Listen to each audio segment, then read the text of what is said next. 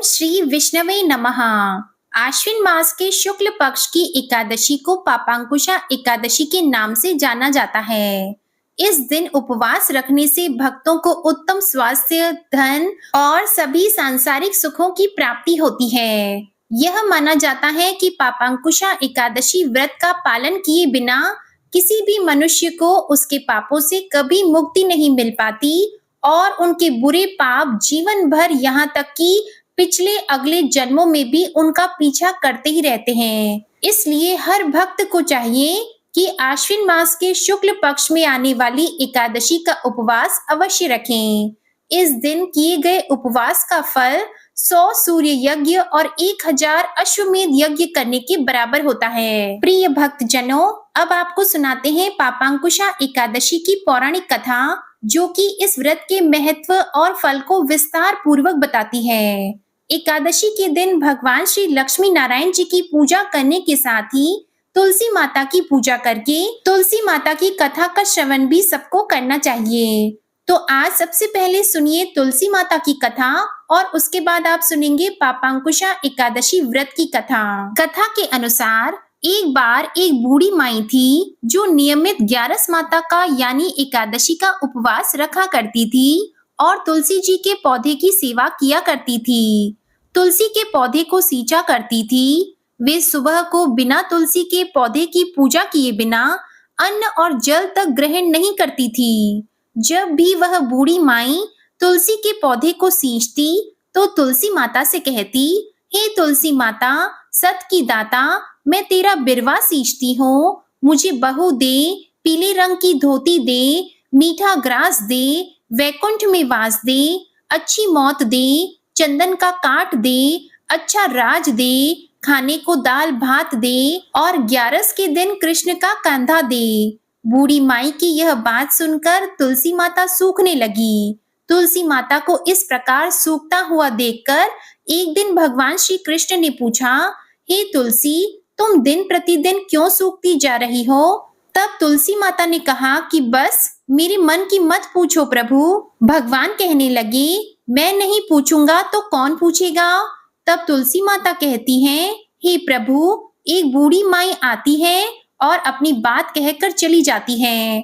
मैं उनकी सारी बातें तो पूरी कर दूंगी, लेकिन कृष्ण का कांधा कहाँ से लाऊंगी? तब भगवान श्री कृष्ण बोले कि वह बूढ़ी माई मरेंगी तो मैं अपने आप ही कांधा देकर आ जाऊंगा।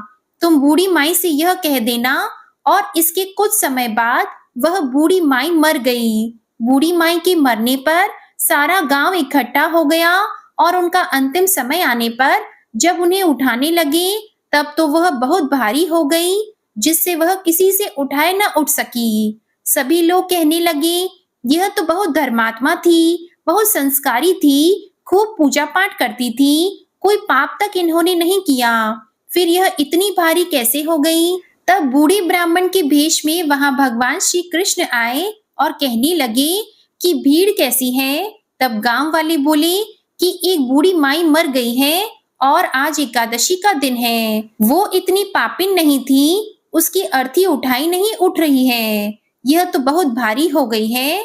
भगवान बोले कि मुझे इनके कान में कुछ कह लेने दो, फिर ये उठ जाएंगी। तब भगवान श्री कृष्ण बूढ़ी माई के पास गए और चुपके से उनके कान में कहा, हे बूढ़ी माई, तू अपने मन की कर ले, पीतांबर की धोती ले, मीठा मीठा ग्रास ले, वैकुंठ में वास ले, चटक की चाल ले, चंदन का काठ ले, झालर की झनकार ले, दाल भात को जीम ले और श्री कृष्ण का कांधा ले।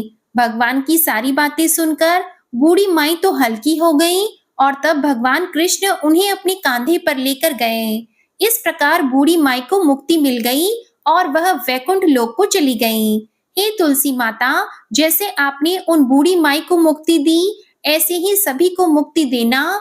जैसे भगवान कृष्ण ने उन्हें कांधा दिया, वैसा ही हम सबको भी देना। प्रेम से बोलिए श्री कृष्ण भगवान की जय, तुलसी माता की जय। अब आप सुनिए पापांकुशा एकादशी की व्रत कथा। धर्मराज युधिष्ठिर ने आदर पूर्वक भगवान श्री कृष्ण को नमन करके कहा, हे जनार्दन, आश्विन शुक्ल एकादशी का क्या नाम है? आप कृपा करके इस व्रत की विधि और उसका फल पूर्ण रूप से बताइए। तब भगवान श्री कृष्ण ने कहा, हे युधिष्ठिर, समस्त पापों को नाश करने वाली इस एकादशी का नाम पापांकुशा एकादशी है। इस दिन मनुष्य को विधि पूर्वक भगवान पद्मनाभ की पूजा करनी चाहिए। यह एकादशी मनुष्य को मनोवांछित फल देकर स्वर्ग की प्राप्ति कराने वाली है। मनुष्य को बहुत दिनों तक कठोर तपस्या करने से जो फल मिलता है वह भगवान गरुड़ ध्वज को नमस्कार करने से प्राप्त हो जाता है। जो मनुष्य अज्ञानवश अनेक पाप करते हैं परंतु नित्य श्री हरि को नमस्कार करते हैं, वे कभी भी नरक में नहीं जाते। भगवान श्री विष्णु के नाम के कीर्तन मात्र से संसार के सब तीर्थों के पुण्य का फल मिल जाता है। जो मनुष्य भक्त वत्सल भगवान श्री विष्णु की शरण में जाते हैं उनको कभी भी यम यातना नहीं भोगनी पड़ती।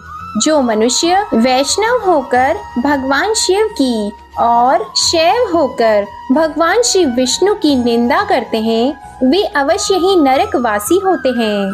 सहस्त्रों वाजपेयी और अश्वमेध यज्ञों से जो फल प्राप्त होता है वह एकादशी के व्रत के 16वें भाग के बराबर भी नहीं होता। संसार में एकादशी व्रत के बराबर कोई पुण्य नहीं है, परंतु इस पापांकुशा एकादशी के समान पवित्र तो तीनों ही लोकों में कुछ भी नहीं है। जब तक मनुष्य पद्मनाभ की एकादशी का व्रत नहीं करते तब तक ही उनकी देह में पाप वास कर सकते हैं।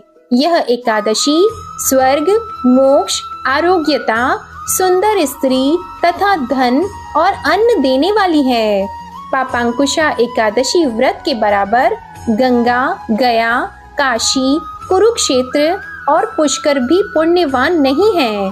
इस एकादशी का व्रत और जागरण करने से मनुष्य विष्णु पद को प्राप्त होता है। हे राजेंद्र, इस व्रत को करने वाले 10 पीढ़ी मातृ पक्ष की, 10 पीढ़ी पितृ पक्ष की और 10 पीढ़ी मित्र पक्ष का उद्धार कर देते हैं।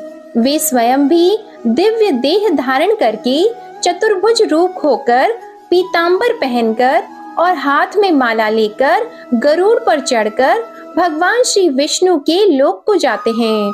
हे राजन, इस व्रत को करने से पापी मनुष्य भी दुर्गति को प्राप्त न होकर सद्गति को प्राप्त होता है।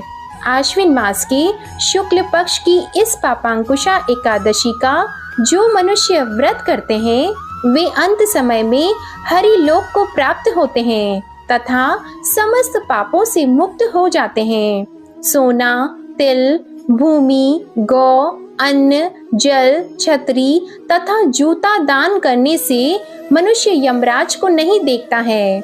जो मनुष्य पुण्य कर्म और एकादशियों के व्रत किए बिना ही जीवन के दिन व्यतीत करता है वह लुहार की भट्टी की तरह श्वास लेता हुआ भी निर्जीव के समान ही है।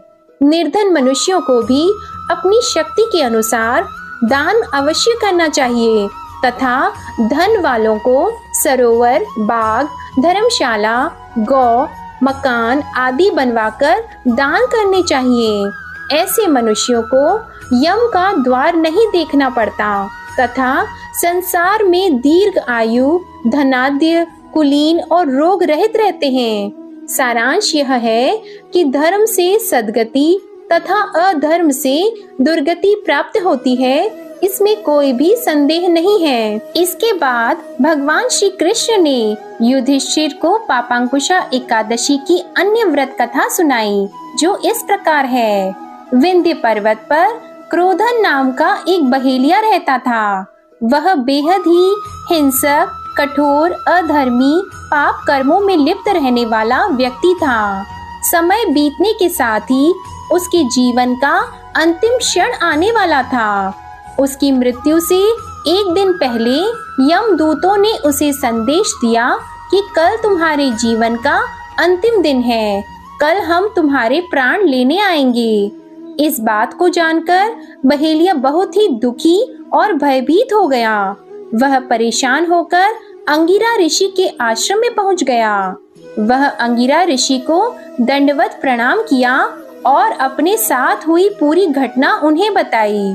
उसने कहा कि उसने पूरे जीवन पाप कर्म किए हैं, इनसे वह मुक्त होना चाहता है।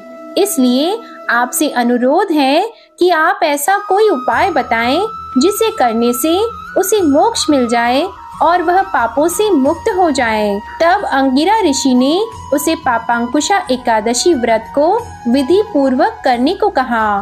तब उस बहेलिये ने पापांकुशा एकादशी व्रत को विधि विधान से किया, जैसा ऋषि ने उसे बताया था। इस व्रत के पुण्य प्रभाव से उसके जीवन भर के सभी पाप नष्ट हो गए। जीवन के अंतिम क्षणों में उसे श्री हरि की कृपा से मोक्ष की भी प्राप्ति हो गई। भगवान श्री कृष्ण ने युधिष्ठिर से कहा कि जो भी व्यक्ति पापांकुशा एकादशी का व्रत करता है उसे सुयोग्य जीवन साथी मिलता है। धन और धान्य की कोई कमी नहीं रहती। वह स्वयं का उद्धार तो करता ही है, उसकी कई पीढ़ियां भी तर जाती है। अतः इस दिन सोना, तिल, अन्न, जल, छाता आदि का दान करना अति उत्तम होता है। प्रेम से बोलिए भगवान श्री लक्ष्मी नारायण जी की जय। पार्वती पति भगवान शंकर की जय। अब आप सुनिए एकादशी माता की आरती। ओम जय एकादशी माता, मैया जय एकादशी माता। विष्णु पूजा व्रत को धारण कर, विष्णु पूजा व्रत को धारण कर, शक्ति मुक्ति पाता। ओम जय एकादशी माता।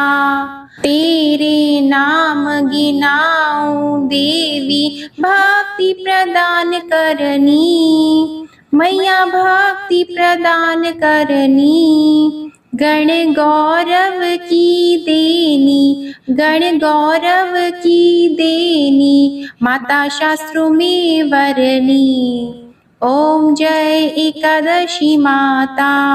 मार्गशीर्ष के कृष्ण पक्ष की उत्पन्ना विश्वतारिणी जननी, मैया उत्पन्ना विश्वतारिणी जननी। शुक्ल पक्ष में हुई मोक्षदा, मुक्तिदाता बन आई। ओम जय एकादशी माता। पौष के कृष्ण पक्ष की सफला नामक है, सफला नामक है। शुक्ल पक्ष में होए पुत्रदा, आनंद अधिक रहे। ओम जय एकादशी माता। नाम षटतिला माघ मास में कृष्ण पक्ष आवे, मैया कृष्ण पक्ष आवे। शुक्ल पक्ष में जया कहावे, शुक्ल पक्ष में जया कहावे, विजय सदा पावे। ओम जय एकादशी माता। विजया फागुन कृष्ण पक्ष में शुक्ला आमल की, मैया शुक्ला आमल की। पाप मोचनी कृष्ण पक्ष में चैत्र महाबली की। ओम जय एकादशी माता।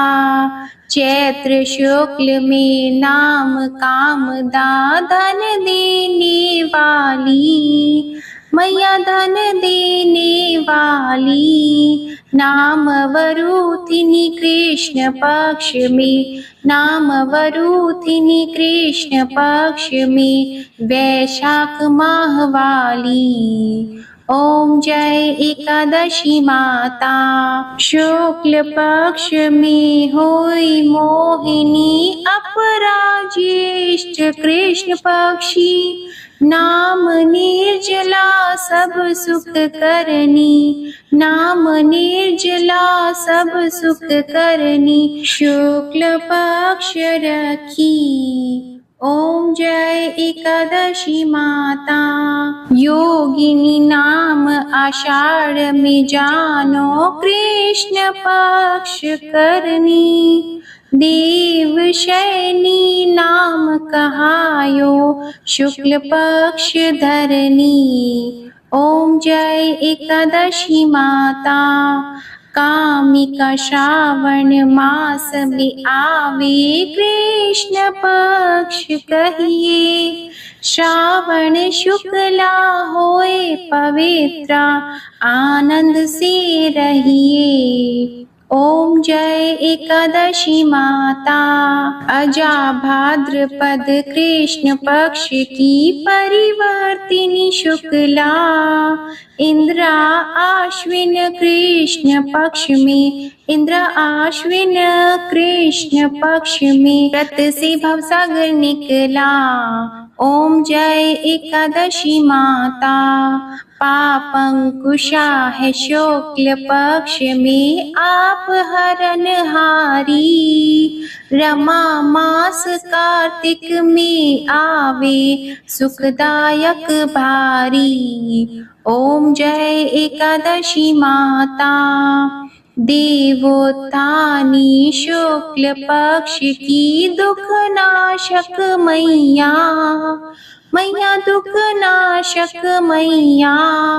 पावन मास में करूं विनती, पावन मास में करूं विनती, पार करो नैया। ओम जय एकादशी माता। परमा कृष्ण पक्ष में होती जन मंगल करनी। मैया जन मंगल करनी। शुक्ल मास में होए पद्मिनी, शुक्ल मास में होए पद्मिनी, दुख दारिद्र हरनी। ओम जय एकादशी माता। जो कोई आरती एकादशी की भक्ति सहित गावे, मैया भक्ति सहित गावे। जन गुर्दिता स्वर्ग का वासा, जन गुर्दिता स्वर्ग का वासा, निश्चय वह पावे। ओम जय एकादशी माता। ओम जय एकादशी माता। ओम जय एकादशी माता। प्रेम से बोलिए एकादशी माता की जय। भगवान लक्ष्मी नारायण की जय। माता तुलसी और शालिग्राम भगवान की जय। आशा करती हूँ आप सभी का पापांकुशा एकादशी का व्रत सफल हो और भगवान श्री लक्ष्मी नारायण जी की कृपा आप सभी पर सदा बनी रहे। आप सभी को आज की कथा पसंद आई हो, आरती पसंद आई हो तो वीडियो को लाइक जरूर कीजिएगा। कमेंट में भगवान श्री लक्ष्मी नारायण जी की जय लिखिएगा और चैनल को भी सब्सक्राइब कीजिएगा। जय श्री कृष्णा।